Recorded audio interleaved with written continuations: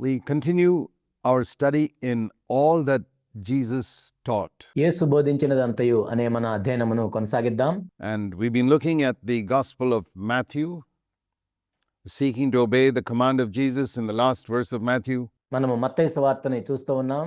మత్తయి సువార్త చివరి అధ్యాయంలో చివరి వచనంలో యేసుక్రీస్తు ప్రభువారు ఆజ్ఞాపించిన దానికి విధేయత చూపించడానికి మనం ప్రయత్నం చేస్తూ ఉన్నాం. In the Great Commission to go and teach others to do everything that I've commanded. ఇక్కడ ప్రభు ఒక గొప్ప పనిని అప్పగించాడు.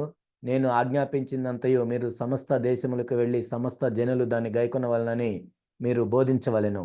And we seek to understand what Jesus commanded by studying what he taught by his life, by his words, and by the circumstances through which he led his disciples as he trained them. యేసుక్రీస్తు ప్రభువారు ఆజ్ఞాపించిన దాన్ని ఇక్కడ మనం చూస్తూ ఉన్నాం. ఆయన జీవితం ద్వారా, ఆయన చెప్పిన మాటల ద్వారా, రకరకాల పరిస్థితుల్లో తన శిష్యులను తీసుకువెళ్ళి వారికి నేర్పించిన దాన్ని బట్టి, మనము చూసిన దాన్ని బట్టి. We are now at Matthew 25. We looked in our last session at the parable of the 10 virgins. మన గత అధ్యయనంలో మత్తయి సువార్త 25వ అధ్యాయంలో 10 మంది కన్యకల ఉపమానాన్ని చూసాం. 5 wise and the 5 foolish. The 5 foolish had a flask full of oil symbolizing the fullness of the Holy Spirit, a heart full of love. ఇక్కడ 5 మంది బుద్ధిగల కన్యకలు ఉన్నారు, 5 మంది బుద్ధి లేని కన్యకలు ఉన్నారు. ఆ బుద్ధిగల కన్యకలు వాళ్ళు సిద్ధెల్లో నూనెను ఉంచుకొని ఉన్నారు. వాళ్ళ హృదయంలో ఎంతో ప్రేమతో నిండి ఉన్నారు. That enabled them to endure till the end. అదే అంతం వరకు వాళ్ళు సహించేటట్లు చేసింది. That links with Matthew 24 and verse 12 and 13 because ఇది మత్తయి సువార్త 24వ అధ్యాయం 12, 13 చెప్పబడిన వచనాలకు సందర్భంగా ఉంది. sin is going to increase in the last days. Most people's love will grow cold. The flame is going to die out. చివరి దినాల్లో చూసినట్లయితే అక్రమం ఎంతో విస్తరిస్తుంది. అనేకుల ప్రేమ చల్లారిపోతుంది, వాళ్ళ అగ్ని ఆరిపోతుంది. And if you don't have a fullness of the Holy Spirit within, flooding your heart with God's love, as it says in Romans 5:5. పరిశుద్ధాత్మ యొక్క సంపూర్ణ నింపుదలని నీవు కలిగి ఉండనట్లయితే రోమా 5:5లో చెప్పబడినట్లుగా పరిశుద్ధాత్మ చేత మీ హృదయంలో ప్రేమ కుమ్మరించబడినట్లయితే You will not be able to endure till the end. అంతం వరకు నీవు సహించలేవు. It says in 24:13, the one who endures to the end will be saved. 24:13లో చెప్పబడినట్లుగా ఎవరైతే అంతం వరకు ప్రేమలో సహిస్తారో వాళ్ళే రక్షించబడతారు. And 5 wise virgins endured till the end 5 బుద్ధిగల కన్యకలు చివరి వరకు సహించారు. because they had a flask of oil symbolizing the fullness of the Holy Spirit that floods our heart with love for God and love for one another. వాళ్ళ సిద్ధెల్లో వాళ్ళు నూనె కలిగి ఉన్నారు కాబట్టి అది దేనికి సాదృశ్యంగా ఉందంటే వాళ్ళు పరిశుద్ధాత్మ యొక్క నింపుదలను కలిగి ఉన్నారు. తద్వారా వాళ్ళ హృదయంలో ప్రేమ కుమ్మరించబడింది. దేవుని మీద ప్రేమ, ఒకరి మీద ఒకరి ప్రేమ. That's what we need to seek for earnestly in these days. ఈ దినాల్లో దానికోసం మనము పట్టుదలతో వెతకాలి. And that's the way to be prepared for the coming of the Lord, to be alert for the coming of the Lord. ఆ విధంగా ప్రభు యొక్క రాకడ నిమిత్తము మెలకువగా ఉండవచ్చు. It's not just keeping our good conscience, but really seeking to be filled with the Holy Spirit within and the love of God within our hearts. కేవలం మంచి మనస్సాక్షి మాత్రమే కలిగి ఉండటం కాదు, కానీ పరిశుద్ధాత్మ ద్వారా మన హృదయంలో దేవుని కొరకైన ప్రేమను కుమ్మరించాలి అని మనం వేడుకోవాలి. We move on to Matthew 25 verse 14. మనము మత్తయి సువార్త 25వ అధ్యాయం 14వ వచనాన్ని చూద్దాం. All these parables that Jesus spoke are in relation to being prepared for the second coming of Christ. ఈ ఉపమానాలన్నీ ఎందుకు చెప్పబడ్డాయంటే క్రీస్తు యొక్క రెండవ రాకడ కొరకు సిద్ధపడి ఉండాలి అన్న దానికోసం ఇవన్నీ చెప్పబడ్డాయి. We saw the first one in Matthew 24 verse 43 onwards మొట్టమొదటి ఉపమానాన్ని మత్తయి సువార్త 24:43 నుండి మనం చూసాం. about a servant who is always ready to serve people. He knows the Lord will come suddenly. And verse 45 onwards of chapter 24, he gives the people the food at the proper time. ఇక్కడ మనం చూస్తున్నాము తన యజమానుడు వస్తాడని తన దాసుడు ఇక్కడ 45వ వచనంలో తన ఇంటి వారికి తగిన వేళ అన్నం పెట్టుతూ ఉన్నాడు. In 25 verse 1 to 13, he's talking about our personal life and our walk with God. 25వ అధ్యాయం 1 నుండి 13 వచనాల్లో వ్యక్తిగతంగా మనం ప్రభువుతో ఏ విధంగా నడవాలో చెప్పబడింది.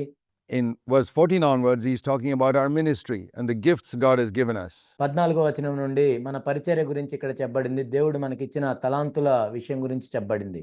So each of these parables have got a different aspect of the Christian life. ఈ ప్రతి ఉపమానంలో కూడా క్రైస్తవ జీవితంలో ఒక్కొక్క అంశం గురించి చెప్పబడింది. First, for those who are given responsibility in God's house to serve God's people. మొట్టమొదటిది ఏంటంటే దేవుని యొక్క ఇంటిలో దేవుని ప్రజలను సేవించడానికి ఎవరికైతే బాధ్యత అప్పగించబడిందో వారి గురించి చెప్పబడింది. The second one about the virgins, about our personal life. రెండోదేమో కన్యకల గురించిన ఉపమానము, అది ప్రభువుతో వ్యక్తిగత జీవితం గురించి చెప్పబడింది. And the third one here about being faithful with the gifts God has given us. ఇక్కడ ఉన్న మూడో ఉపమానం ఏంటంటే దేవుడు మనకిచ్చిన తలాంతుల్ని నమ్మకంగా వాడుకోవటం గురించి చెప్పబడింది. Matthew 25:14, it says, it's like a man who's gone on a long journey. That's a picture of Christ who's gone on a long to heaven and he's going to return after, now it's 2000 years. 14వ వచనం, ఒక మనుషుడు దేశాంతరమునకు ప్రయాణమై వెళ్ళెను. ఇది క్రీస్తుని చూపిస్తూ ఉంది. యేసుక్రీస్తు ప్రభువారు కూడా ఇప్పుడు పరలోకానికి వెళ్ళారు. ఆయన వెళ్ళి ఇప్పటికే 2000 సంవత్సరాలు అయింది. Who called his own slaves and entrusted his possessions to them. The gifts of the Spirit are God's possessions, they're not ours. తన దాసుల్ని పిలిచి తన ఆస్తిని వారికి అప్పగించెను. ఇక్కడ ఆత్మ యొక్క తలాంతులు అనేవి దేవునికి సంబంధించినవి, మనకు సంబంధించినవి కాదు అవి. He's entrusted them to us to be used as stewards for his glory. తన మహిమ కోసం ఒక మంచి గృహ నిర్వాహకులముగా మనము ఆయన సేవించాలని అవి మనకు అప్పగించబడ్డాయి. We're not supposed to use any gift that God gives us for our own glory, and yet so many people are doing that. దేవుడు మనకిచ్చిన తలాంతుని మన సొంత మహిమ కోసం మనం ఉపయోగించకూడదు. అయినా కానీ చాలా మంది ఆ విధంగా ఇప్పుడు చేస్తూ ఉన్నారు. They use God's gifts, whether it's a gift of preaching or healing or whatever. దేవుడిచ్చిన తలాంతు ఏదైనా సరే, అది బోధించడం కానీ స్వస్థపరచడం కానీ అదేదైనా సరే, To get honor, glory, and a lot of money for themselves. That's a sin, it's a crime. ఘనత కోసం, డబ్బు కోసం దాన్ని చేయకూడదు. ఆ విధంగా చేసినట్లయితే అది పాపము, నేరము. And then we read here that when it comes to gifts, God gives different numbers of gifts to different people. Some have more and some have less. ఇక్కడ తలాంతుల విషయానికి వచ్చేసరికి దేవుడు వేరువేరు ప్రజలకి వేరువేరు తలాంతులు ఇస్తూ ఉంటాడు. కొంతమందికి ఎక్కువ ఇస్తుంటాడు, కొంతమందికి తక్కువ ఇస్తుంటాడు. Not all are equal. అందరూ ఇక్కడ సమానం కాదు. There's another parable in Luke 19 where everybody gets the same amount. లూకా 19లో ఇంకొక ఉపమానం ఉంది. అక్కడ అందరికీ కూడా సమానంగా ఇవ్వబడింది. There he speaks about, in Luke 19 verse 11 onwards, about a man who called his slaves and gave them, each of them, 1 mina. ఇక్కడ లూకా 19:11 నుండి మనం చూసినట్లయితే ఇక్కడ ప్రతి దాసుడిని పిలిచి ఒక్కొక్కరికి ఒక మీనా ఇచ్చెను. And there everybody was equal. And that refers to areas in our life where we are all equal as believers. For example, all of us have got 24 hours a day. ఇక్కడ మనం చూసినట్లయితే అందరికీ సమానంగా ఇవ్వబడింది. విశ్వాసులంగా మనం చూసినట్లయితే మన జీవితాల్లో కొన్ని విషయాలు అందరూ సమానంగా ఉంటాం. ఉదాహరణకి సమయం విషయంలో అందరికీ కూడా రోజుకి 24 గంటలే ఉంటుంది. No one has got more than 24 hours. It's exactly the same. What we do with our time is up to us. ఎవరికి కూడా 24 గంటల కంటే ఎక్కువగా ఉండదు. కానీ ఆ సమయంతో మనం ఏం చేస్తున్నాం అన్నది మన ఇష్టం. Or we can say temptation. The range of temptation is exactly the same for all human beings. We're all tempted to anger and లేక శోధనల విషయంలో చూసినట్లయితే మానవులంగా మనందరము కూడా ఒకే రకమైన శోధనల గుండా వెళ్తూ ఉంటాము. lust and selfishness and pride, etc., and bitterness and jealousy, everything. మానవులంగా మనందరము కూడా కోప్పడుతూ ఉంటాము. తర్వాత లైంగిక సంబంధమైన మోహంలో తప్పిపోతూ ఉంటాము. అదేవిధంగా అసూయ పడుతూ ఉంటాం, నిష్ఠూరం పెట్టుకొని ఉంటాం, ద్వేషం కలిగి ఉంటాం, అసూయ కలిగి ఉంటాం. Everyone's got the same, and different people overcome to different extents. అందరూ కూడా ఒకే రకమైన శోధనల గుండా వెళ్తుంటారు, కానీ వేరువేరు వ్యక్తులు వేరువేరు విధాలుగా వాటిని జయిస్తూ ఉంటారు. But here, in this parable, he's not talking about that. He's talking about different levels of gifts that he's given to different people. కానీ ఇక్కడైతే దాని గురించి మాట్లాడటం లేదు, కానీ వేరువేరు ప్రజలకు వేరువేరు తలాంతులు ఇక్కడ ఇవ్వబడ్డాయి. To one he's given 5, to another 2, and to another 1. ఒకరికేమో 5 తలాంతులు ఇవ్వబడ్డాయి, ఒకరికేమో 2 తలాంతులు ఇవ్వబడ్డాయి, ఒకరికేమో 1 తలాంతు ఇవ్వబడింది. Now, we may say, why has God given more to some and less to another? That's his sovereign choice. We read in 1 Corinthians 12 that మనం అడగొచ్చు, ఒకరికి ఎందుకు అన్ని ఎక్కువ ఇవ్వబడ్డాయి, ఒకరికి ఎందుకు తక్కువ ఇవ్వబడ్డాయని. అది ఆయన సార్వభౌమాధికారం చొప్పున ఆయన ఇష్టం వచ్చినట్లు ఇస్తాడు. the Holy Spirit sovereignly chooses whom to give what to, and we cannot question it. మొదటి కొరింథీ 12లో మనం చూస్తాము దేవుడు తన సార్వభౌమాధికారం చొప్పున ఎవరికి ఇవ్వాలి, ఏమి ఇవ్వాలి అనేది ఆయన నిర్ణయించుకుంటాడు. దాన్ని మనం ప్రశ్నించలేము. He chooses one to be an apostle and another to be just a help. ఒకరినేమో అపోస్తలుగా ఉండటానికి ఆయన పిలుస్తాడు. ఒకరినేమో కేవలం సహాయపడటానికి పిలుస్తాడు. That's also a gift. సహాయపడటం కూడా ఒక తలాంతే. You read in the list of gifts in 1 Corinthians 12. మొదటి కొరింథీ 12లో ఉన్న తలాంతులు మనం చూసినట్లయితే అందులో సహాయపడటం అనేది కూడా ఉంటుంది. So God sovereignly chooses that, and we cannot decide what we want. Now, the Bible does say we can all seek to prophesy. We can't be prophets. దేవుడు తన సార్వభౌమాధికారం చొప్పున ఇవన్నీ నిర్ణయిస్తాడు. అలా ఎందుకు చేశాడని మనం ప్రశ్నించలేము. అయితే అందరూ ప్రవచించవచ్చు. అంత మాత్రాన అందరూ ప్రవక్తలేమి కాదు. But we can all seek to prophesy. But other than that, it's God who sovereignly chooses to give gifts to each person. మనందరం ప్రవచించవచ్చు కానీ దేవుడే తన సార్వభౌమాధికారం చొప్పున ఎవరికి ఏమి తలాంతులు ఇవ్వాలి అనేది ఆయన నిర్ణయించుకుంటాడు. And the number of gifts. Think of a man like the Apostle Paul. He was an apostle and prophet and evangelist and teacher and shepherd. ఎవరికి ఎన్ని తలాంతులు ఇవ్వాలన్నది కూడా ఆయన నిర్ణయించుకుంటాడు. అపోస్తలుడైన పౌలును మనం చూసినట్లయితే ఆయన అపోస్తలుడు, ఒక ప్రవక్త, సువార్తికుడు, బోధకుడు, కాపరి, All rolled in one. He had all five. Some have got two, some have got one. ఆయనైతే ఆ 5 తలాంతులను కలిగి ఉన్నాడు. కొంతమంది 2 తలాంతులు కలిగి ఉంటారు. కొంతమంది ఒకటే తలాంతులను కలిగి ఉంటారు. But now the thing is what we do with these gifts. And it says here, immediately the one who had received the 5 talents went and traded with them and gained 5 more talents. ఇక్కడ ప్రశ్న ఏంటంటే ఆ తలాంతులతో మనం ఏం చేస్తున్నాము? ఇక్కడ మనం చూసినట్లయితే 5 తలాంతులు కలిగిన వ్యక్తి వాటితో వ్యాపారం చేసి మరి 5 తలాంతులు సంపాదించుకున్నాడు. It's just something immediate. He didn't waste time. ఆ వ్యక్తి అక్కడ వెంటనే చేశాడు. సమయాన్ని వ్యర్థం చేయలేదు. It's a wonderful thing when God gives us the Holy Spirit's power in certain gifts that we immediately begin to use it దేవుడు మనకు పరిశుద్ధాత్మ యొక్క శక్తినిచ్చి తలాంతులను ఇచ్చినప్పుడు వెంటనే మనం వాటిని ఉపయోగించుకోవాలి. to serve, to earn something for the master. ఆయన్ను సేవించటానికి, యజమానుడి కోసం సంపాదించటానికి. See, he wasn't earning for himself. ఇక్కడ ఈ వ్యక్తి తన కోసం తాను సంపాదించుకోవటం లేదు. The 5 talents that he got was to be given to the master. తాను పొందిన 5 తలాంతులు కూడా తన యజమానుడికి ఇచ్చేశాడు. And that's the important thing. We must remember that when God gives us a gift and we get something from it, it's his. దేవుడు మనకి తలాంతులను ఇచ్చినప్పుడు దాని ద్వారా మనం ఏమైనా పొందినప్పుడు అది దేవునికి చెందిందే. దాన్ని మనం ఎప్పుడు మర్చిపోకూడదు. Whatever profit you get from the exercise of your gift does not belong to you. It belongs to the Lord. ఆ తలాంతుల్ని ఉపయోగించుకోవటం ద్వారా నీకు ఏ లాభం కలిగినా అది దేవునికి చెందిందే కానీ నీకు చెందింది కాదు. And the one who is faithful will recognize that. He won't take the credit or glory to himself. He'll give it all to the Lord.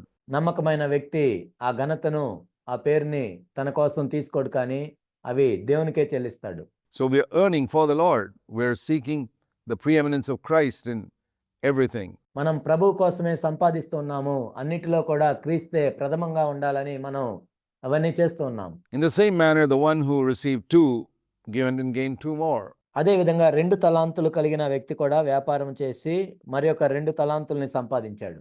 The same manner means he also did it immediately. అదే విధంగా ఈ వ్యక్తి కూడా వెంటనే ఆ విధంగా చేశాడు. But the one who received 1 talent, he went away, dug it in the ground and hid his master's money. అయితే 1 తలాంతు తీసుకున్నవాడు వెళ్ళి భూమి త్రవ్వి తన యజమాని సొమ్ము దాచిపెట్టెను. This is a person who has used this 1 talent maybe to get some honor for himself. ఈ వ్యక్తి బహుశా తన తలాంతుని తన సొంత ఘనత కోసం వాడుకొని ఉండొచ్చు. ఇక్కడ త్రవ్వి పాతిపెట్టడం అంటే Dug it in the ground means he connected it to this earth. భూమిలో త్రవ్వి పాతిపెట్టడం అంటే ఈ భూమి కోసం దాన్ని వాడుకున్నాడు. He used it in a very earthly way. భూ సంబంధమైన విధానంలో దాన్ని వాడుకున్నాడు. He buried it in an earthly way. భూ సంబంధమైన విధానంలో దాన్ని పాతిపెట్టాడు. And how do people use earthly gifts? For themselves, of course. ఈ భూ సంబంధమైన తలాంతుల్ని ప్రజలు ఏ విధంగా వాడుకుంటారు? వాళ్ళ కోసం వాడుకుంటారు. They don't use it for the glory of God or for others. దేవుని మహిమ కోసమో ఇతరుల కోసం ఏమో వాడరు వాళ్ళు. Worldly minded people don't seek the glory of God. లోకానుసారులైన వ్యక్తులు దేవుని మహిమను చూడరు. So here's a picture of a man who had a gift and he buried it in the ground, means he behaved just like worldly people. ఇక్కడ తలాంతు కలిగిన వ్యక్తి భూమిలో తవ్వి పాతి పెడుతున్నాడు అంటే లోకానుసారులు ఏ విధంగా ఉంటారో అలానే ఈ వ్యక్తి కూడా ఉన్నాడు. With that gift, he used it for his own glory or honor or to make money for himself or whatever it is. ఆ తలాంతుతో ఆయన ఏం చేశాడంటే తన సొంత ఘనత కోసం వాడుకున్నాడు, డబ్బు సంపాదించడానికి వాడుకున్నాడు, రకరకాలుగా దాన్ని వాడుకున్నాడు. And there are millions of people like this, or who just don't do anything with it. ఈనాడు లక్షల మంది ఆ విధంగా చేస్తున్నారు. లేనట్లయితే అసలు ఆ తలాంతుతో ఏమి చేయని వారు కూడా ఉన్నారు. God gives them a gift and just bury it and forget it because they're busy making money or doing something else in the world. దేవుడు తలాంతు ఇచ్చినప్పుడు దాన్ని పట్టించుకోకుండా భూమిలో పాతిపెట్టి వాళ్ళు ఈ లోకంలో డబ్బు సంపాదించటానికో, పేరు సంపాదించటానికో వాళ్ళు పనిచేస్తూ ఉన్నారు. So he dug it in the ground and hid his master's money. After a long time, verse 19, the master of these slaves came and settled accounts with them. అయితే తలాంతు తీసుకున్న వాడు వెళ్లి భూమిని త్రవ్వి తన యజమాని సొమ్ము దాచిపెట్టెను. బహుకాలమైన తర్వాత ఆ దాసుల యజమానుడు వచ్చి వారి యొద్ద లెక్క చూచుకొనెను. And the one who had received the 5 talents came up and brought 5 more talents, saying, You entrusted me 5 talents. See, I've gained 5 more talents. అప్పుడు 5 తలాంతులు తీసుకున్నవాడు మరి 5 తలాంతులు తెచ్చి, అయ్యా నీవు నాకు 5 తలాంతులు అప్పగించితివే, అవిగాక మరి 5 తలాంతులు సంపాదించితినని చెప్పెను. His master said, Well done, good and faithful slave. You were faithful with a few things. I'll put you in charge of many things. Enter into the joy of your master. అతని యజమానుడు, బళ నమ్మకమైన మంచి దాసుడా, నీవు ఈ కొంచెంలో నమ్మకంగా ఉంటివి, నిన్ను అనేకమైన వాటి మీద నియమించెదను, నీ ఇంటి యజమాని సంతోషంలో పాలు పొందమని అతనితో చెప్పెను. The one who received 2 talents came up and said, Master, you entrusted me 2 talents. See, I've gained 2 more. అలాగే 2 తలాంతులు తీసుకున్నవాడు వచ్చి, అయ్యా నీవు నాకు 2 తలాంతులు అప్పగించితివే, అవిగాక మరి 2 తలాంతులు సంపాదించితినని చెప్పెను. His master said, Well done, good and faithful slave. You were faithful with a few things. I'll put you in charge of many things. Enter into the joy of the Lord. అతని యజమానుడు, బళ నమ్మకమైన మంచి దాసుడా, నీవు ఈ కొంచెంలో నమ్మకంగా ఉంటివి, నిన్ను అనేకమైన వాటి మీద నియమించెదను, నీ యజమాని సంతోషంలో పాలు పొందమని అతనితో చెప్పెను. I want you to notice that the reward or commendation that he gave to the person who earned 5 and to the person who earned 2 were exactly the same. ఇక్కడ మీరు గమనించాల్సిన విషయం ఏంటంటే 5 తలాంతులు సంపాదించిన వ్యక్తికి, 2 తలాంతులు సంపాదించిన వ్యక్తికి ఆ యజమానుడు ప్రశంసించిన విధానం కానీ, సంబోధించిన విధానం కానీ, ప్రతిఫలం కానీ 2 ఒకే విధంగా ఉన్నాయి. So when someone earns 2 and you see this man's got 2 ఒక వ్యక్తి 2 తలాంతులు సంపాదించినప్పుడు and someone else has got 5, you think that man's got more. And yet in God's eyes they're the same. ఈ వ్యక్తికి 2 తలాంతులు ఉన్నాయి అనుకుంటాం. ఇంకొక వ్యక్తి 5 తలాంతులు సంపాదించినప్పుడు ఈ వ్యక్తి దగ్గర ఎక్కువ ఉన్నాయి అనుకుంటాం. కానీ దేవుని దృష్టిలో 2 కూడా సమానమే. And that's why the one who's got 5 should not look down upon the one who's got 2 or think he's better, because God's given him more. ఎందుకంటే 5 తలాంతులు కలిగిన వ్యక్తి 2 తలాంతులు కలిగిన వ్యక్తిని చూసి తక్కువగా చూడకూడదు. ఎందుకంటే ఈ 5 తలాంతులు సంపాదించిన వ్యక్తికి దేవుడు ఎక్కువ ఇచ్చాడు. That's why he got more. అందుకే ఆయన ఎక్కువ సంపాదించాడు. God's given this man less, so he's expecting less from him. ఈ వ్యక్తికి దేవుడు తక్కువ ఇచ్చాడు కాబట్టి ఈ వ్యక్తి దగ్గర నుండి దేవుడు కూడా తక్కువగానే ఆశిస్తున్నాడు. And ultimately, it's a question of percentage. కాబట్టి ఇక్కడ మనం చూసినట్లయితే ఎంత శాతము వాళ్ళు సంపాదించారు అనేది ముఖ్యం. If you got 2 from 2, you got 100%. 2 తలాంతులు ఇచ్చినప్పుడు 2 తలాంతులు సంపాదించినట్లయితే 100% ఆ వ్యక్తి సంపాదించాడు. You got 5 from 5, you got 100%. 5 తలాంతులు ఇచ్చినప్పుడు మరొక 5 తలాంతులు సంపాదించాడంటే ఇతను కూడా 100% సంపాదించాడు. Now the man with 5 talents had got only 2, he'd have got only 40%. ఒకవేళ 5 తలాంతులు అతను తీసుకొని 2 సంపాదించినట్లయితే కేవలం 40% మాత్రమే సంపాదించుండేవాడు. It would be much lower than the man who earned 2. ఈ 2 తలాంతులు సంపాదించిన వ్యక్తి కంటే కూడా అప్పుడు ఈ వ్యక్తి తక్కువ సంపాదించినట్లు అయ్యేది. And this teaches us that we cannot compare our results of our service with one another. కాబట్టి మనం సేవ చేసినప్పుడు వచ్చిన ఫలితాలని ఒకరితో ఒకరు మనం పోల్చుకోకూడదు అని ఇది మనకు తెలియజేస్తుంది. Unfortunately, among Christians, there's a lot of comparison. One church compares itself with another church, and secretly, not openly, it's too crude to do it openly. దురదృష్టవశాత్తు క్రైస్తవుల్లో ఈ పోల్చుకోవటం అనేది చాలా ఎక్కువగా ఉంటుంది. ఒక సంఘము మరొక సంఘంతో పోల్చుకుంటూ ఉంటుంది. వాళ్ళు లోపల ఈ విధంగా చేస్తూ ఉంటారు. బయట ఆ విధంగా పోల్చినట్లయితే చూడటానికి బాగుండదు. And secretly, one preacher compares his ministry with somebody else's, రహస్యంగా ఒక బోధకుడు మరొకరి పరిచర్యతో పోల్చుకుంటూ ఉంటాడు. thinks he's accomplished so much for the Lord. దేవుని కోసం ఎంతో ఆయన సాధించానని అనుకుంటాడు. It's very difficult to assess, almost impossible, because God alone knows how much he's given us. ఆ విధంగా తెలుసుకోవటం అనేది ఎంతో అసాధ్యం, కష్టం కూడా. ఎందుకంటే దేవునికే తెలుస్తుంది ఎవరికి ఎంత ఇచ్చాడని. And it's percentage that matters, not how much we got, not whether you got 2, 3 or 4 talents. ఎన్ని మనం సంపాదించామన్నది కాదు, 2, 3, 4 తలాంతులు అని కాదు, ఎంత శాతం నువ్వు దాన్ని తిరిగి సంపాదించావు. But what percentage of that, what percentage is that of what God gave us? దేవుడు మనకు ఇచ్చిన దానిలో నువ్వు సంపాదించింది ఎంత శాతం? If we got 5 and God gave us 5, then it's 100%. మన దగ్గర 5 తలాంతులుండి దేవుడు 5 తలాంతులు ఇచ్చి ఉన్నట్లయితే అది 100%. And if God gave that man only 2 and he got 2, that'd be 100%. మరొక వ్యక్తికి దేవుడు 2 తలాంతులు ఇచ్చినట్లయితే ఆ వ్యక్తి మరొక 2 తలాంతులు సంపాదించినట్లయితే అది 100% ఆ వ్యక్తి సంపాదించాడు. And the man who got 1, all he needed to do was get 1 more. ఒక తలాంతు పొందిన వ్యక్తి ఇంకొక తలాంతు సంపాదిస్తే సరిపోయి ఉండేది. He'd get exactly the same reward and commendation as the other 2. అప్పుడు ఆ వ్యక్తికి కూడా మిగిలిన ఇద్దరు వలె అదే విధంగా యజమానుడు అభినందించేవాడు, ప్రశంసించేవాడు, ప్రతిఫలాన్ని ఇచ్చేవాడు. So it's very, very important to recognize this, కాబట్టి దీన్ని గుర్తించడం అనేది ఎంతో ప్రాముఖ్యమైన విషయం. that any type of comparison of our own ministry and especially the success in our ministry కాబట్టి మన పరిచర్యను ఇతరులతో పోల్చుకోవటం, ముఖ్యంగా మన పరిచర్యలో విజయం సాధించినప్పుడు ఇతరులతో పోల్చుకోవటం అనేది with somebody else's is absolutely foolish. వేరే వాళ్ళతో పోల్చుకోవటం అనేది ఎంతో బుద్ధిహీనమైన చర్య. It says here further, when the master came to the person who had 1 talent, this man came with the 1 talent and said, "Master, I knew you to be a hard man, reaping where you did not sow, gathering where you scattered no seed." Verse 24. In verse 25, I was afraid and went away and hid your talent in the ground. So here, see, what you have is yours. His master answered and said, "You wicked, lazy slave. You knew I reap where I did not sow and gather where I scattered no seed. Then you ought to at least put my money in the bank. On my arrival, I would have received my money back with some interest." తర్వాత ఒక తలాంతు తీసుకున్న వాడును వచ్చి, అయ్యా, నీవు విత్తని చోట కోయివాడును, చల్లని చోట పంట కూర్చుకొని వాడవనైనా కఠినుడు అని నేను ఎరుగుదును. కనుక నేను భయపడి వెళ్ళి నీ తలాంతును భూమిలో దాచిపెట్టి తిని, ఇదిగో నీది నీవు తీసుకొనమని చెప్పెను. అందుకు అతని యజమానుడు వాని చూచి, సోమరివైన చెడ్డదాసుడా, నేను విత్తని చోట కోయివాడును, చల్లని చోట పంట కూర్చుకున్నవాడునని నీవు ఎరుగుదువా? అట్లయితే నీవు నా సొమ్ము సాహుకారుల యొద్ద ఉంచవలసి ఉండెను. నేను వచ్చి వడ్డీతో కూడా నా సొమ్ము తీసుకుని ఉందని అని చెప్పాను. So take away the talent from him and give it to the one who has the 10 talents. ఆ తలాంతును వాని యొద్ద నుండి తీసివేసి 10 తలాంతులు గలవానికి ఇయ్యుడి. What do we learn from this? The Lord says, I gave you something, and here the reason why this one person, if what he's saying is the truth, we don't know whether he's speaking the truth, but anyway, ఇక్కడ ఒక తలాంతు పొందిన వ్యక్తి ఏం చెప్తున్నాడంటే, ఒకవేళ ఆయన నిజం చెప్తున్నాడు అబద్ధం చెప్తున్నాడు మనకు తెలియదు. ఒకవేళ ఆ వ్యక్తి నిజం చెప్పినా సరే, he says here, I knew you to be a hard man. He had a wrong concept of God. నీవు కఠినుడు అని నేను ఎరుగుదును అని ఆ వ్యక్తి చెప్తున్నాడు. దేవుడు అంటే ఆ వ్యక్తి తప్పుడు అభిప్రాయాన్ని కలిగి ఉన్నాడు. And that's why he buried the talent. అందుకే ఆ తలాంతును పూడ్చివేశాడు. He thought God was a hard, demanding taskmaster.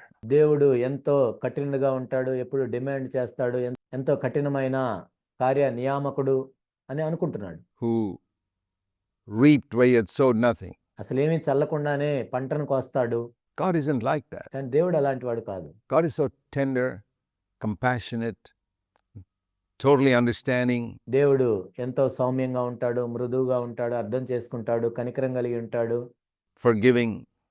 He's not a hard person at all. క్షమిస్తాడు. ఆయన కఠినుడైన వాడు కాదు. See, when we have a wrong concept of God, the result is that we waste our life. దేవుని మీద మనం తప్పుడు అభిప్రాయాన్ని కలిగి ఉన్నట్లయితే మన జీవితాన్ని మనం వ్యర్థం చేసుకుంటాం. And we waste the talents God has given us. దేవుడు మనకిచ్చిన తలాంతుల్ని మనం వ్యర్థం చేసుకుంటాం. So it's very, very important to have a proper understanding of God as a very loving Father. కాబట్టి దేవుడు ఎంతో ప్రేమగల తండ్రి అని మనం అర్థం చేసుకోవటం అనేది ఎంతో ప్రాముఖ్యమైన విషయం. Do you know God is a very, very loving Father? That is so important. దేవుడు ఎంతో ప్రేమగల తండ్రి అని మీకు తెలుసా? ఆ విధంగా తెలుసుకోవటం ఎంతో ప్రాముఖ్యమైన విషయం. If we are to be effective in our service and if we are to be ready for the coming of the Lord, మన సేవలో మనం ప్రభావవంతంగా ఉండాలి అంటే, క్రీస్తు యొక్క రాకడ కొరకు మనం సిద్ధపడి ఉండాలంటే, everything hinges on knowing the true nature of God. దేవుని యొక్క నిజమైన స్వభావాన్ని తెలుసుకోవటం మీదే సమస్తము ఆధారపడి ఉంటుంది. And there are many, many Christians who think of God as a very hard, legalistic person who's sticky about rules. చాలా మంది క్రైస్తవులు ఏమనుకుంటారంటే దేవుడు ఎంతో కఠినుడు, ఎంతో అక్షరానుసారంగా ఉంటాడు, ఏదో రూల్స్ పెట్టి వాటినే పట్టుకొని ఉంటాడు And the reason is because that is how many preachers have portrayed him. అని అనుకుంటూ ఉంటారు. ఎందుకు అంటే అనేక మంది బోధకులు దేవుణ్ణి ఆ విధంగానే చూపించారు కాబట్టి. The way many preachers are sticky about little rules gives people the impression that God is like that. అనేక మంది బోధకులు చిన్న చిన్న రూల్స్ పెట్టి వాటిని గట్టిగా పట్టుకొని ఉంటారు కాబట్టి ప్రజలు ఏమనుకుంటారంటే దేవుడు కూడా ఇలా ఉంటాడేమో అని అనుకుంటారు. God is not like that. God is totally unlike any preacher you have ever seen. కానీ దేవుడు అలా ఉండడు. నువ్వు చూసిన ఏ బోధకుడి కంటే కూడా దేవుడు వేరుగా ఉంటాడు. He is the kindest and most compassionate person in the universe, a person who is very easy to talk to, one who understands everything about us like a father has compassion on his children. ఈ విశ్వం అంతట్లో కూడా ఆయన ఎంతో కరుణ కలిగిన వాడు, ఎంతో కనికరం కలిగిన వాడు, ఆయనతో ఎంతో సులభంగా మాట్లాడొచ్చు. ఒక ప్రేమ గల తండ్రి ఏ విధంగా ఉంటాడో దేవుడు ఆ విధంగా ఉంటాడు. So the Lord has compassion on those who fear him, the Bible says. ఎవరైతే ఆయన యందు భయభక్తులు కలిగి ఉంటారో వారి ఎడల ఆయన కనికరం చూపిస్తాడని బైబిల్ చెప్తుంది. Like a mother cares for a sucking child, God cares for us. ఒక తల్లి తన చంటి బిడ్డను చూసుకున్నట్లుగా దేవుడు మనల్ని చూసుకుంటాడు. But this person did not know that, and it's a wrong understanding of God that prevented him from making use of what God had given him. ఈ వ్యక్తికి దేవుని మీద అలాంటి గ్రహింపు లేదు కాబట్టి దేవుడు ఏదైతే ఇచ్చాడో ఆ వ్యక్తి భూమిలో పాతి పెట్టేశాడు. And is that possibly true in your life as well? God's given you things and you've బహుశా నీ జీవితంలో కూడా ఇది సాధ్యమే. ఒకవేళ దేవుడు నీకు ఏదైనా ఇచ్చినట్లయితే not been able to use them to its full potential not because you're not faithful, but because you've got a wrong understanding of God. దేవుడు ఏదైతే నీకు ఇచ్చాడో దాన్ని సంపూర్ణ సామర్థ్యంతో వాటిని ఉపయోగించలేదు. ఎందుకంటే నీవు నమ్మకంగా లేవని కాదు, దేవుడు అంటే నువ్వు తప్పుడు ఉద్దేశాన్ని, తప్పుడు అభిప్రాయాన్ని, తప్పుడు గ్రహింపుని కలిగి ఉన్నావు. And so it's very important to recognize that. కాబట్టి దీన్ని గుర్తించటం అనేది ఎంతో ప్రాముఖ్యం. And what does the master call this person? యజమానుడు ఈ వ్యక్తిని ఏమని పిలిచాడు? He calls him a wicked, lazy slave. సోమరివైన చెడ్డ దాసుడా. To be lazy is to be wicked. సోమరిగా ఉండటం అనేది చెడ్డగా ఉండటం. Why was he lazy? Because he couldn't bother about trading that. Serving God is a lot of hard work. There's no doubt about it. ఈ వ్యక్తి ఎందుకు సోమరిగా ఉన్నాడని పిలువబడ్డాడు అంటే తనకిచ్చిన తలాంతుతో ఆయన వ్యాపారం చేయట్లేదు. దేవుణ్ణి సేవించటం అనేది ఎంతో కష్టపడి పనిచేసే పని. There's certain amount of risk involved as well in serving God. దేవుణ్ణి సేవించటంలో కొంతవరకు రిస్క్ కూడా ఉంటుంది. When you try to trade 1 talent or 5 talents or 2 talents, there's a certain amount of risk involved. But if we really trust God, he helps us. మనము 5 తలాంతులతో 2 తలాంతులతో 1 తలాంతు వ్యాపారం చేసినా కానీ అందులో ఎంతో కొంత రిస్క్ ఉంటుంది. అయితే దేవుడే సహాయం చేస్తాడు. And so this man was wicked and lazy. ఈ వ్యక్తి సోమరి అయిన చెడ్డ దాసుడిగా ఉన్నాడు. And that is what the Lord is going to say to anyone who has not used the talent God has given him. దేవుడిచ్చిన తలాంతుని ఉపయోగించుకొని ఏ వ్యక్తితో అయినా ప్రభు ఇదే మాట చెప్తాడు. So you need to ask yourself whether you're using whatever God has given you. దేవుడు నీకు ఏది ఇచ్చినా సరే దాన్ని నువ్వు దేవుని కోసం ఉపయోగిస్తున్నావా లేదా నిన్ను నువ్వు ప్రశ్నించుకో. And that could be not only spiritual gifts, maybe he's given you money to use for his service. అవి కేవలం ఆత్మ సంబంధమైన తలాంతులే అయి ఉండకపోవచ్చు. ఒకవేళ దేవుడు నీకు డబ్బు ఇచ్చి ఉండొచ్చు. ఆ డబ్బుని దేవుని సేవ కోసం ఉపయోగిస్తున్నావా? To some he gives an abundance, to some a little less, some much less. కొంతమందికి దేవుడు సమృద్ధిగా ఇస్తాడు, కొంతమందికి దానికంటే తక్కువ ఇస్తాడు, కొంతమందికి ఇంకా తక్కువ ఇస్తాడు. But everyone has got something which he can use. You got free time, you got energy, you got spiritual gifts. కాబట్టి ఉపయోగించడానికి దేవుడు ప్రతి ఒక్కరికి ఏదో ఒకటి ఇస్తాడు. నీకు ఖాళీ సమయం ఇవ్వచ్చు దేవుడు, లేకపోతే నీకు ఒక శక్తిని ఇవ్వచ్చు. నీవు ఆత్మ సంబంధమైన తలాంతులను కలిగి ఉండొచ్చు. Are you using them all for the glory of God? వాటన్నిటిని దేవుని యొక్క మహిమ నిమిత్తం నువ్వు వాడుతున్నావా? That's a very, very important question. ఇది ఎంతో ఎంతో ప్రాముఖ్యమైన ప్రశ్నగా ఉంది. And he says, if you don't, then take it away and give it to the one who already has 10. కాబట్టి ఆయన ఏం చెప్పాడంటే ఆ 1 తలాంతు తీసుకొని 10 తలాంతులు కలిగిన వ్యక్తికి ఇవ్వమని ఆ యజమానుడు చెప్పాడు. For to everyone who has shall be more be given, and he shall have an abundance. Verse 29. కలిగిన ప్రతి వానికి ఇయ్యబడును, అతనికి సమృద్ధి కలుగును. లేని వాని యొద్ద నుండి వానికి కలిగినది తీసివేయబడును. But from the one who does not have, even what he does have shall be taken away. cast out the worthless slave into outer darkness, in that place where there's weeping and gnashing of teeth. మరియు పనికి మాలిన ఆ దాసుని వెలుపటి చీకట్లోనికి త్రోసివేయడి, అక్కడ ఏడ్పును పండ్లు కొరుకుటయు ఉండుననెను. That's a pretty terrifying thing, that if God has given us something and we just don't care for it and we waste it and spend it on ourselves, ఇది ఎంతో భయంకరమైన విషయం. దేవుడు మనకి ఒక తలాంతుని ఇచ్చినప్పుడు దాన్ని పట్టించుకోకుండా విస్మరించి దేవుని కోసం ఉపయోగించకుండా ఉన్నట్లయితే we can end up in outer darkness finally for all eternity, in verse 30. చివరకు నిత్యత్వం అంతా కూడా ఆ వెలుపటి చీకట్లో మనము గడిపే ప్రమాదం ఉంది. See, we are answerable to God. That's what many Christians don't realize. మనము దేవునికి జవాబుదారులుగా ఉన్నాము. అనేక మంది క్రైస్తవులు దీన్ని గుర్తెరగరు. The very fact that we've got life, God has allowed us to be born on earth, and we have the resources of earth God's given us. ఈ భూమి మీద మనం బతికున్నాము. దేవుడు ఈ భూమి మీదకి మనల్ని పంపించాడు. ఈ భూమి మీద అనేక విషయాలను దేవుడు మనకి ఇచ్చాడు. It brings upon us a tremendous responsibility. ఇదంతా కూడా మన మీద ఎంతో బాధ్యతను తీసుకొని వస్తుంది. We are answerable to God for how we use the one life God has given us. దేవుడు మనకిచ్చిన ఒకే ఒక్క జీవితం విషయంలో మనం ఏమి చేశాము అన్నది దేవునికి మనం లెక్క అప్పజెప్పవలసిన వారంగా ఉన్నాం. And if we neglect and bury it and don't care for God, then outer darkness is our eternal destiny. మనం దాన్ని నిర్లక్ష్యం చేసి దేవుడిచ్చిన దాన్ని పట్టించుకోకుండా భూమిలో పాతి పెట్టబడినట్లయితే మనం నిత్యత్వం అంతా కూడా వెలుపటి చీకట్లోనికి త్రోసివేయబడతాం. And the meaning of verse 29 is that everyone who has something, 29వ వచనం యొక్క అర్థం ఏంటంటే, కలిగి ఉన్న ప్రతివాడు కూడా and is faithful with what he has, he uses what he has, God gives him more. తనకు కలిగి ఉన్న దాంట్లో ఆ వ్యక్తి నమ్మకంగా ఉండి ఉపయోగిస్తూ ఉన్నట్లయితే దేవుడు ఇంకా ఎక్కువగా ఇస్తాడు. That's the meaning of verse 29. To everyone who has shall more be given. 29వ వచనం యొక్క అర్థం అది. కలిగి ఉన్న ప్రతివానికి ఇంకా ఎక్కువగా ఇవ్వబడుతుంది. Someone who has something and is very faithfully using that something for the glory of God, more will be given to him. ఎవరైతే తాను కలిగి ఉన్న దాన్ని నమ్మకంగా ప్రభు కోసం ఉపయోగిస్తూ ఉంటారో వారికి ఇంకా ఎక్కువగా ఇవ్వబడుతుంది. But if someone has something and he doesn't use it at all, then gradually he can lose even what he has. కాబట్టి ఎవరికైతే ఎక్కువగా ఉండదో అయినా కానీ వాళ్ళు అసలేమి ఉపయోగించినట్లయితే ఆ ఉన్నది కూడా ఆ వ్యక్తి కోల్పోయే ప్రమాదం ఉంటుంది. So that's a very interesting parable that we need to give heed to, the parable of the talents. తలాంతుల యొక్క ఉపమానం ఎంత ఆసక్తికరమైన ఉపమానము. దీన్ని మనం జాగ్రత్తగా అర్థం చేసుకోవాలి. And then we have another picture of the final day of judgment.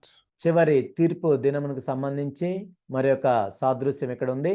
And the basis on which God judges us. This is what we are seeing in these 4 parables beginning. దేన్ని ఆధారం చేసుకొని దేవుడు తీర్పు తీరుస్తాడు అన్న దాని గురించి ఇక్కడ చెప్పబడింది. ఈ ఉపమానాల్లో మనం దీన్నే చూస్తున్నాం. ఇక్కడ 4 ఉపమానాల్లో In chapter 24 and verse 45. మత్తయి సువార్త 24వ అధ్యాయం 45వ వచనం నుండి ఈ ఉపమానాలను మనం చూస్తూ వస్తున్నాం. The faithful slave who serves the master's food to those at the table, the wise virgins. తన ఇంటి వారికి తగిన వేళ అన్నం పెడుతున్న బుద్ధిమంతుడైన దాసుని గురించి మనం చూసాం. ఆ తర్వాత కన్యకల గురించిన ఉపమానాన్ని మనం చూసాం. And using the talents God gives us faithfully. ఆ తర్వాత దేవుడిచ్చిన తలాంతుల్ని మనము నమ్మకంగా ఏ విధంగా ఉపయోగించాలి అనే ఉపమానాన్ని మనం చూసాం. And now here it's talking about the way we treat others who are in need around us. ఇప్పుడు మన చుట్టుపక్కల అవసరంలో ఉన్న వాళ్ళని మనం ఏ విధంగా చూడాలి అన్న దాని గురించి ఉపమానం ప్రభు చెప్తున్నారు. When the Son of Man comes in his glory and all the angels, he will sit on his glorious throne, and all the nations will be gathered before him. తన మహిమతో మనిషి కుమారుడును ఆయనతో కూడా సమస్త దూతలను వచ్చినప్పుడు ఆయన తన మహిమగల సింహాసనం మీద ఆసీనుడై ఉండును. And he will separate them from one another. అప్పుడు సమస్త జనములు ఆయన ఎదుట పోగు చేయబడుదురు. ఆ తర్వాత వాళ్లను ఆయన వేరుపరచును. As a shepherd separates the sheep from the goats. గొల్లవాడు మేకల్లో నుండి గొర్రెలను వేరుపరచినట్లు ఆయన వారిని వేరుపరచును. This is the one place in scripture where Jesus talks about sheep and goats. ఇక్కడ యేసుక్రీస్తు ప్రభువారు ఈ ఒక్క చోట గొర్రెలు మేకలు అని చెప్తున్నారు. And sheep are generally a picture of those who are his children, and goats a picture of those who are not. ఇక్కడ గొర్రెలు అంటే దేవుని బిడ్డలు అని, మేకలు అంటే దేవుని బిడ్డలు కానివారు అని. And when all the nations are gathered before him, he's going to separate them one from another like a sheep from the goats.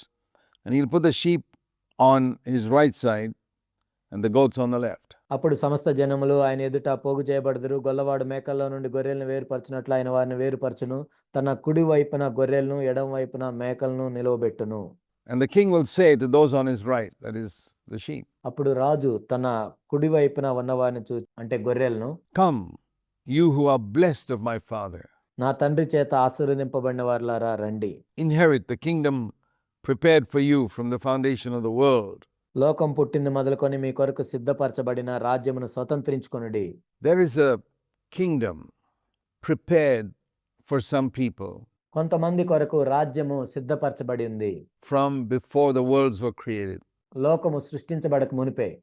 That means before Genesis 1 verse 1, God reserved something for certain people whom he was going to create. అంటే ఆదికాండం 1వ అధ్యాయం 1వ వచనానికి ముందే ఎవరినైతే దేవుడు సృష్టించబోతున్నాడో వాళ్ళ కోసం ఒక ప్రదేశాన్ని కూడా ఆయన సిద్ధపరిచాడు. And it's not just anyone, it's those who had who used their life in a particular way. అంటే ఇది అందరి కోసం కాదు, ఎవరైతే ఒక ప్రత్యేకమైన విధానంలో వాళ్ళ జీవితాలను ఉపయోగించుకున్నారో దేవుని కోసం, for whom this kingdom is being reserved. ఈ రాజ్యము వాళ్ళ కోసం సిద్ధపరచబడి ఉంది. And you see that in verse 19. It says here, "I was hungry and you gave me something to eat. I was thirsty and you gave me something to drink. I was a stranger and you invited me in." 35వ వచనంలో మనం చూసినట్లయితే, నేను ఆకలి గొంటిని, మీరు నాకు భోజనం పెట్టితిరి. దప్పిగొంటిని, నాకు దాహం ఇచ్చితిరి. పరదేశిని అయ్యుంటిని, నన్ను చేర్చుకొంటిరి. I was naked and you clothed me. దిగంబరిని అయ్యుంటిని, నాకు బట్టలు ఇచ్చితిరి. I was sick and you visited me. రోగిని అయ్యుంటిని, నన్ను చూడవచ్చితిరి. I was in prison and you came to me.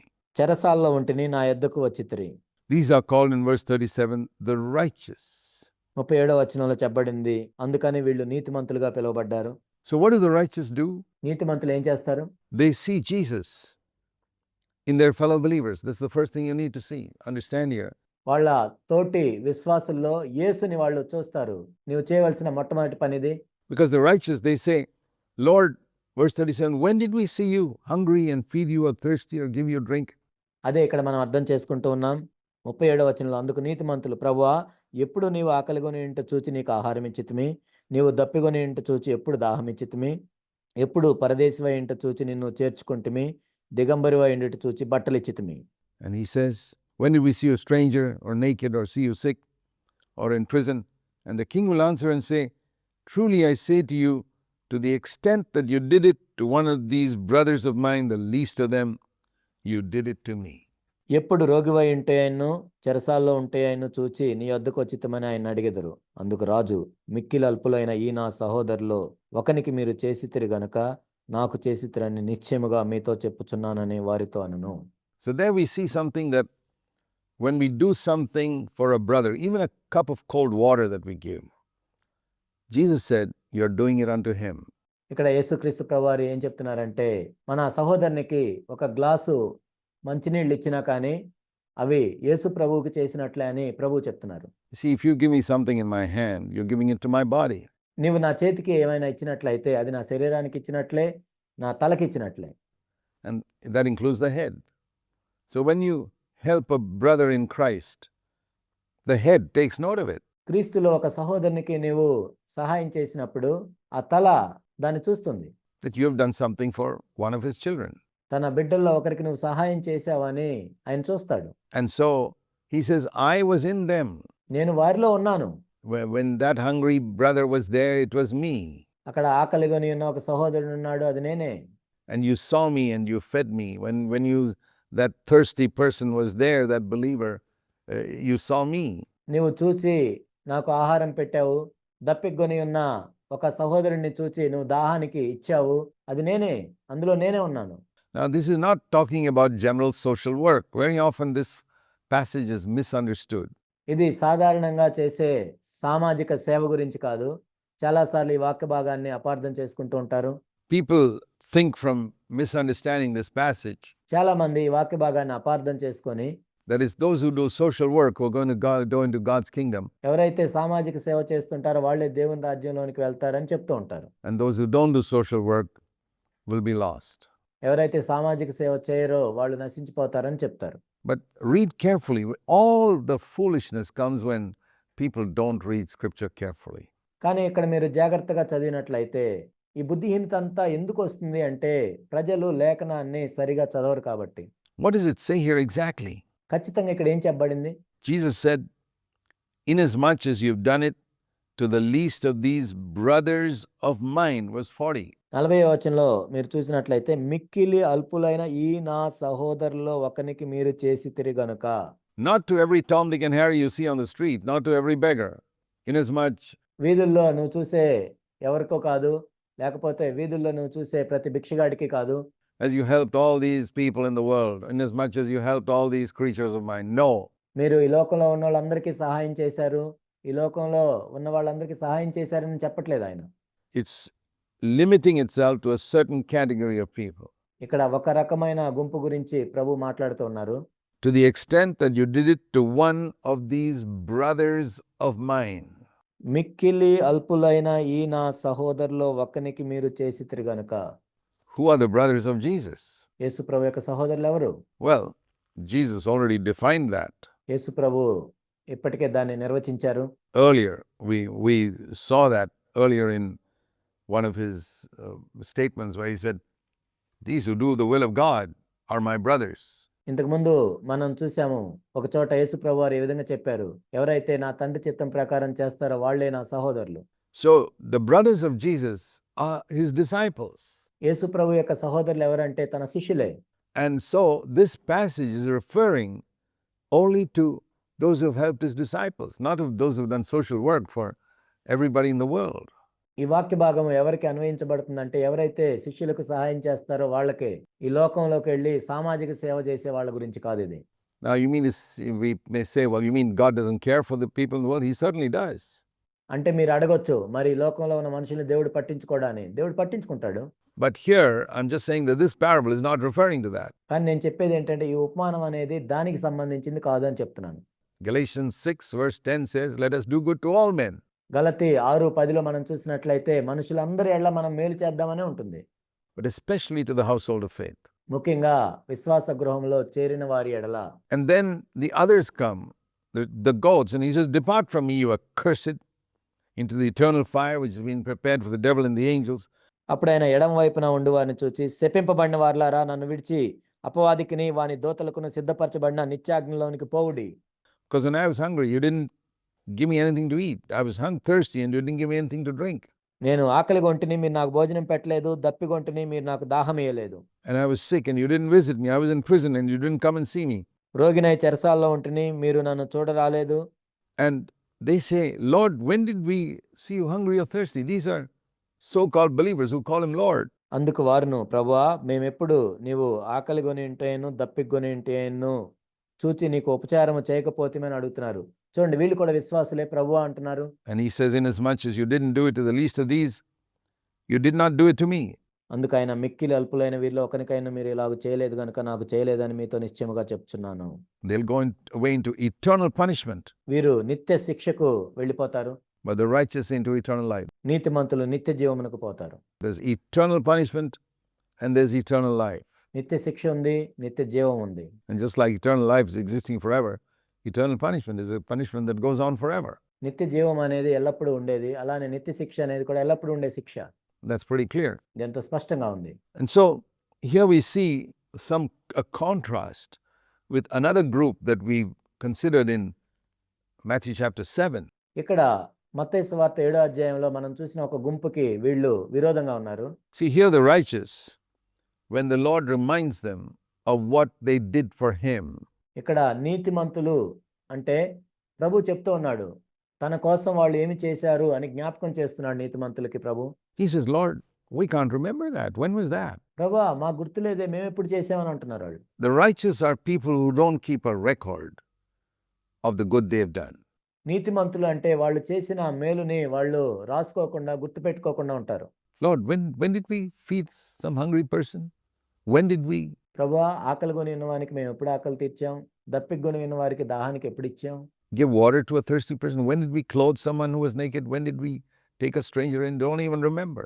దిగంబరికి ఎప్పుడు మేము బట్టలు ఇచ్చాం, పరదేశికి ఎప్పుడు మేము ఆతిథ్యం ఇచ్చాం. Whereas in Matthew 7, you read of another group of people who are standing at the judgment seat of Christ. ఇక్కడ మత్తయి సువార్త 7వ అధ్యాయంలో దేవుని యొక్క తీర్పు సింహాసనం దగ్గర ఒక గుంపు వారు ఉన్నారు. Judgment seat of God, and there they say, Lord, we remember very well what all we did. వాళ్ళు అంటున్నారు, ప్రభువా మేమేం చేసామో మాకు బాగా గుర్తున్నాయి అన్నీ. Matthew 7:22, we remember that we prophesied, we remember that we cast out demons, and we remember that we did many miracles. And he says, depart from me. 22వ వచనంలో వాళ్ళు చెప్తూ ఉన్నారు, ప్రభువా ప్రభువా నీ నామమున మేము ప్రవచించాం అది మాకు గుర్తుంది, నీ నామమున దయ్యాలను వెళ్ళగొట్టాం అది గుర్తుంది, నీ నామమున అనేకమైన అద్భుతాలు మేము చేసాం అది గుర్తుంది. అప్పుడు ప్రభు ఏమన్నారంటే, నా యొద్ద నుండి వెళ్ళిపోండి అని చెప్పారు. For I don't even know you. మీరెవరో కూడా నాకు తెలియదు. Do you keep a record of all the things that you have done, which you think you have done for the Lord, all the sacrifices that you made? ప్రభు కోసం నువ్వు చేసిన త్యాగాలన్నీ నువ్వు గుర్తుంచుకున్నావా, రాసుకుంటున్నావా? Then you're probably in the category of Matthew chapter 7. నువ్వు అలా ఉన్నట్లయితే బహుశా నువ్వు మత్తయి సువార్త 7వ అధ్యాయంలో ఉన్న గుంపులో ఉండి ఉంటావు. That group mentioned there in Matthew 7:22, those are the ones who remember. మత్తయి సువార్త 7వ అధ్యాయం 22వ వచనంలో ప్రస్తావించబడిన గుంపులో ఉన్న వాళ్ళు అన్నీ గుర్తుపెట్టుకొని ఉన్నారు. Or are you in the category of the group mentioned in Matthew 25 and verse 35? లేక మత్తయి సువార్త 25వ అధ్యాయం 35వ వచనం నుండి చెప్పబడిన గుంపులోనే ఉన్నావా? To 40, who say, Lord, we don't remember what we did for you. 35వ వచనం నుండి 40వ వచనం వరకు వారి గురించి ఉంది. వాళ్ళు ఏమంటున్నారంటే, ప్రభువా మేమేం చేసామో కూడా మాకు గుర్తులేదు నీ కోసం చేసినవన్నీ. May the Lord help us to do good and then to forget about it. మనము మేలు చేసి దాని విషయం మర్చిపోయేటట్లు దేవుడు మనకు సహాయం చేయను గాక. We'll be ready for the coming of Christ. ఆ విధంగా మనం ఉన్నట్లయితే క్రీస్తు రాకడ కొరకు మనం సిద్ధంగా ఉన్నట్లే. We'll continue in our next episode. వచ్చే ఎపిసోడ్లో మనం దీన్ని కొనసాగిద్దాం.